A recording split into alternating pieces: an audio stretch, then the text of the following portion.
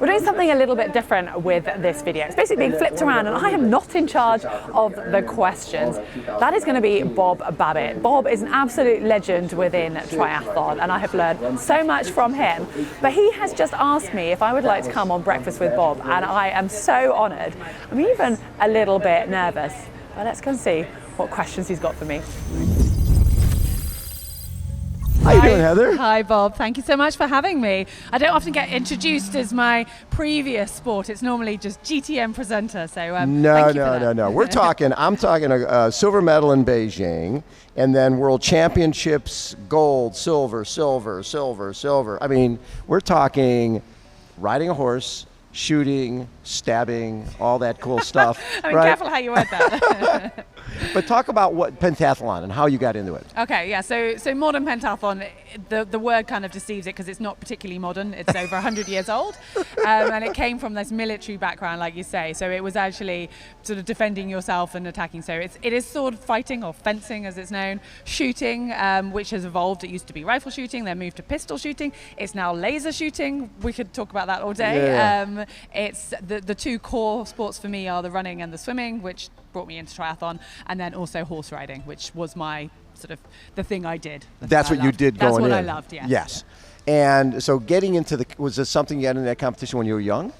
I mean, I was a swimmer from a very young age and I had a swimming scholarship, but also my parents were jump jockeys, so riding was something that I just did. And I actually wanted to be a swimmer and realised I was not quite good enough and found myself, I think as a lot of people find their way into triathlon, that's how I found my way into modern pentathlon, that actually if I put 5 sports together, I could be good enough. So Kate Allenby, that was the role model? Yeah, most certainly. So we're quite similar to triathlon, that the first time for the women, modern pentathlon came into the Olympics in Sydney in 2000. The men had had the Olympics since 1912, but we got in Sydney, and in Great Britain we won a gold and a bronze. And the bronze medalist, her parents happened to live down the road from me and were teaching me to shoot when I was aged 8. So wow. I had a role model already there. That is so cool. And so after 2 golds and silvers, 2003 World in Athens, that you nearly quit. You were pretty much out of the sport. Yeah, so 2003 I won the Junior World Championships, which was like, for me, this massive eye-opener into where I could maybe go in the sport. But obviously in Great Britain we have so many strong athletes, a little bit like you see in triathlon now. To get to the Olympics, if you get to the Olympics, you've got a chance of a medal because it's so hard to get there for our nation. So actually, in Athens I went to watch. I was still too young, and that was amazing. And after that, I came and started training full time. I finished my degree in physiotherapy, and came to train full time. And my body wasn't ready for it, and I had injury after injury. And basically, I lost my funding, and I was taken off the program. And so no funding, nothing whatsoever. No, so I had no funding and I was basically told to go back home and get a job. This was like 2 years out from the Olympic Games, and I just felt like I needed to give myself 1 year, and that was my cap, more to my parents who were letting me live at home for free. So I just said, look, in a year's time I'll go and get a job if I haven't made it in pentathlon, and within that year I managed to qualify for the Olympics basically. So it was a kind of crazy journey, a crazy roller coaster for a few years. So you can relate to a lot of our athletes. Actually, when we were just interviewing, she's still a flight attendant, right? I was chatting to her. I love that. Yeah. And you're working as a swim coach at a bar, a physiotherapist.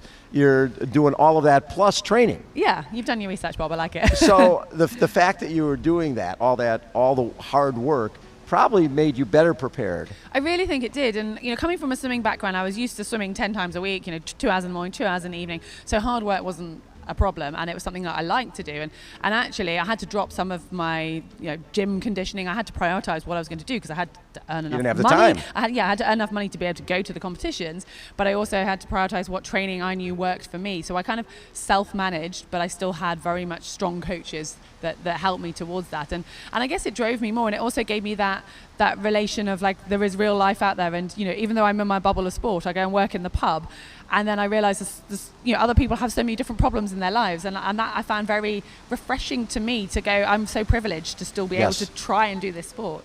I bet it meant more to you to get to the Olympics because you pretty much did it on your own, right? Yeah, it really did. I mean, my coach back home was a massively behind me, but I actually worked in the pub the Friday before the Friday I competed. So we flew out on the Monday to Beijing, so we went out late. And I just still wanted that normality and that kind of keeping my feet on the ground and yeah, just sort of the wonder of going to the Olympics. It made it more like, wow, I've made it by just getting here. So once I got there, it was just, I could do the performance of my lifetime.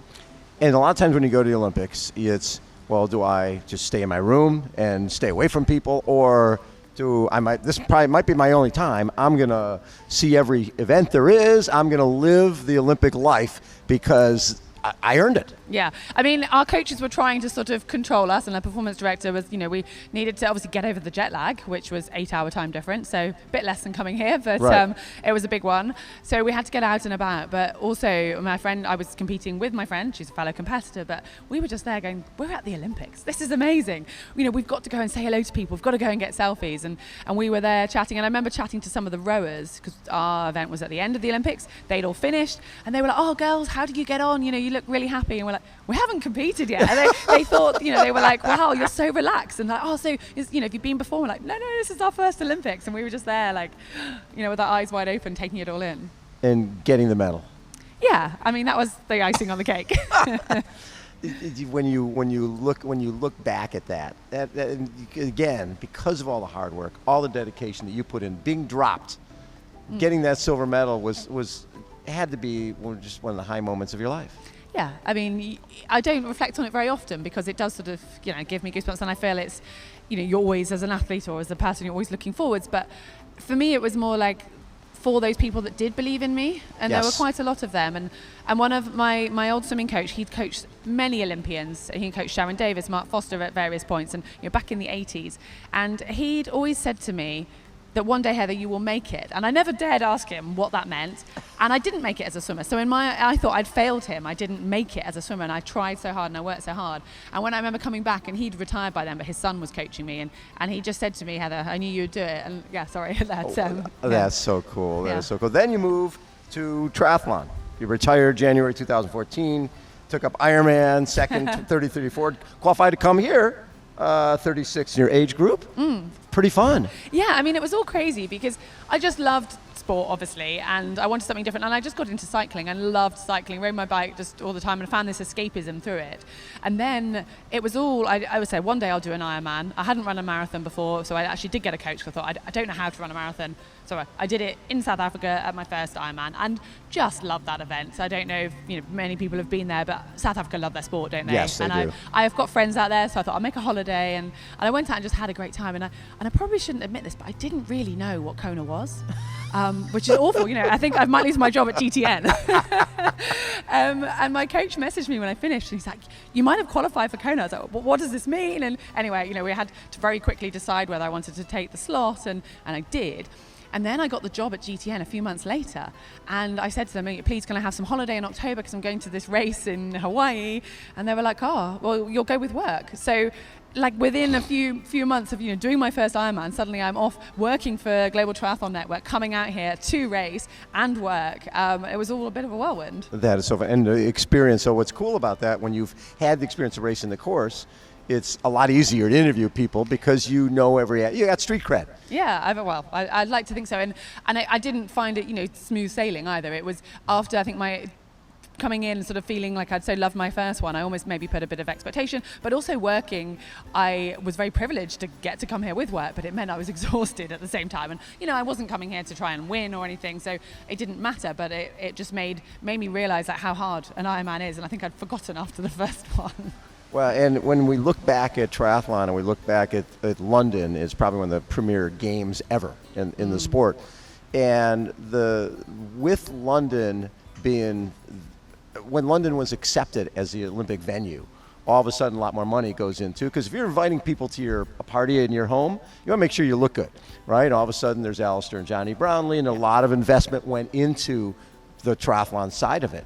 And watching Johnny and Alistair get the gold and bronze, that had to be so special. Oh, it really was. And, triathlon wasn't huge in our country, and they really have just sort of brought it to the fore. And now it's the women that are doing it as well. I mean, the women are so strong. And obviously Alex Yee, and it's just wonderful to see. And it's great, working in triathlon. And I know we're a global channel, but we are based in the UK. So it's really cool that the sport is growing so much. And then it's still this interesting disparity between getting people watching the Olympics to then maybe coming and doing the long course stuff. And it's almost like two different totally different events worlds. and two different types of of clientele and of viewers. But yeah, I mean, London just did so much for sport in the country overall and participation, and that's something that for me is just so important.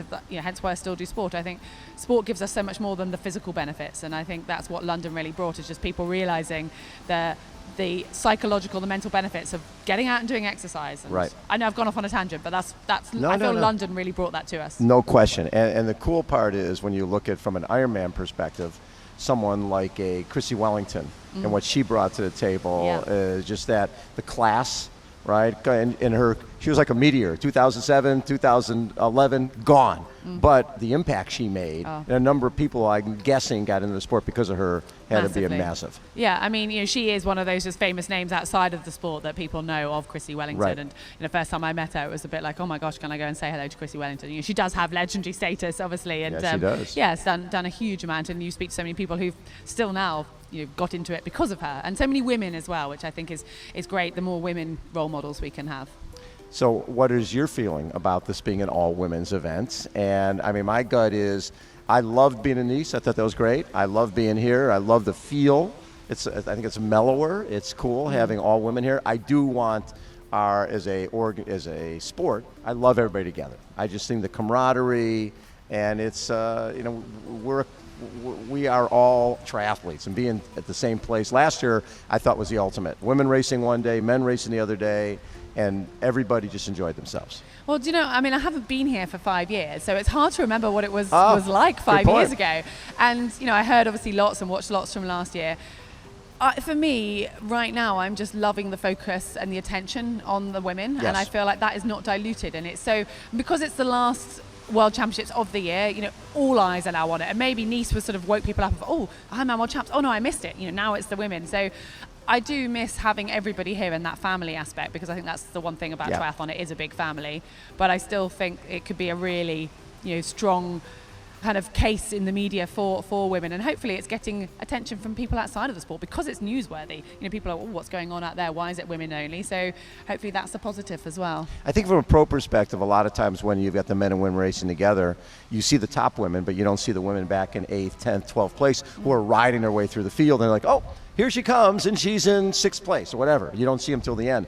I think with being an all-women's race, you're going to really see the entire race play out. Yeah, I think so. I can't wait to watch the race. And I think, the fact of the incredible depth we have in this field, the race is going to do its talking itself. It doesn't, it's not going to be about, it's only the women, or is it a whatever race. It's just going to be an incredible race, and all the attention will be there, and it won't be having to flick to see, who's winning the men. All the men have just crossed the line. Hang on, what's happening in the women's race? We can just focus on the women all day long, and that's great.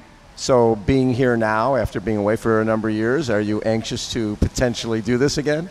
Do you know, it's funny coming back out here, and we drove up to Harvey and been filming with the Zwift Triathlon Academy guys, and I went and did a little bit of the swim, and it just makes me realize I've forgotten how hard and how far it is.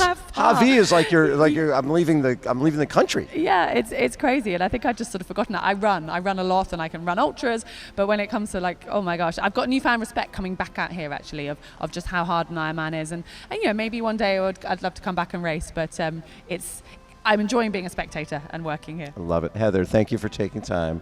Such a treat to get to actually talk story for a while with you. Well, a treat. It's all mine. Thank you so much, Bob, for having me. Heather Fell has been our guest. Everybody, Poncho Man, take us out. We're going to swim, bike, and run in the corner sun. We're going to swim, bike, and run in the corner sun, because it's breakfast with Bob. Cheers. Well, I must admit, I find it hard not being able to ask Bob the questions, and I'm going to have to chat to him a lot off air, but that was a really just cool experience, and hopefully you guys have enjoyed hearing things from the slightly different side. But I would suggest going to check out all of Breakfast with Bob's interviews, because he's been chatting to all of the female pros this week, and as you can see, he is great at asking the questions. So hopefully if you have enjoyed this slightly different take, then do give us a like